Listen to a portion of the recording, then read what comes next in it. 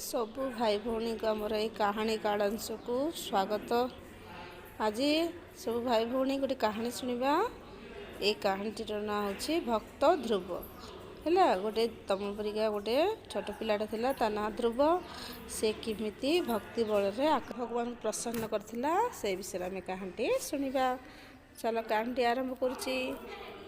पुराण जुगर कथा। से समय भगवान असुर माने रोथुले।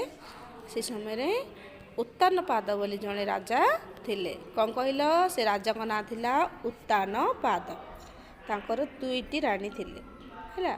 गोटे राणीर ना थिला सुनीति आउ गोटे राणी ना थिला सुरुचि। राजा उत्तान पाद सान राणी सुरुचि को खूब भल पाउथिले है। से सान राणी सुरुचिंकर पुओ को ना थिला उत्तम। आ बड़ राणी सुनीतिंकर पुओ को ना थिला ध्रुव। थरे राजा राजपुत्र उत्तम को कोल बसाई गाल करथिले। ध्रुव मध्य बापा कोल बसाई खुशी रे दौड़िले। आउ दौड़ी जाइकी राजा कहले मते कोल बसाओ। राजा ध्रुव को मध्य कोल बसाइले। किंतु एई समय रे सान राणी सुरुचि ध्रुव को गाड़ी देले। आउ तांको कोलरू ओल्हाई देले। यह जाणी छोट पिलाटी ध्रुव कांदी कांदी माता सुनीति पाखु गले। आउ माता आगरे सबु कथा से कहले। माँ तांको बुझाई कहले किछि मन दुख कर नहीं। भगवान विष्णु को भक्तिर सह पूजा कर। से कहार कष्ट सही पारती नहीं। से तुमर दुख दूर करदे। तुम्हें निश्चय दिन राजा सिंहासन रे बसब। दिन राति 5 वर्षर बालक ध्रुव माँ शोइथिया समय रे तपस्या करने बण को चलीगले। बाटरे महर्षि नारद ध्रुव को देखिले। आउ कौन पे बण को आसीच से कथा पचारे। ध्रुव नारद को सबु कथा कहले। नारद कहले तुम्हें छोट पिलाटीए।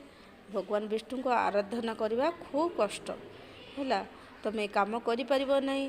तापर ये जंगल रे ना बहुत बाघ भालू सिंह साप विभिन्न प्रकार हिंस जंतु अच्छा से भय भी रही। तेणु तुम कौन कर राज उआस को चली जाओ। मात्र ध्रुव ईश्वर भक्ति ईश्वर विश्वास देखी नारद तांको जमुना नदी कूल को पठाई देले। आउ ध्रुव को गोटे मंत्र भी शिखाई देले। से मंत्रटी ओम नमो भगवते वासुदेवाय। ओम नमो भगवते वासुदेवाय। बालक ध्रुव यही मंत्र को उच्चारण करी कठोर तपस्या कले। आउ ध्रुव को तपस्या रे भगवान विष्णु संतुष्ट होई देखा देले तांको। आउ तांको जाचिकी बर देले। आउ ध्रुव निज राज्य रे राजा होई खुशी रे प्रजा पालिले। आउ से निजे खुशी रे रहिले। आउ से बड़ होला मरीगला परे से आकाश रे तारा होइकी रहिले ध्रुव तारा।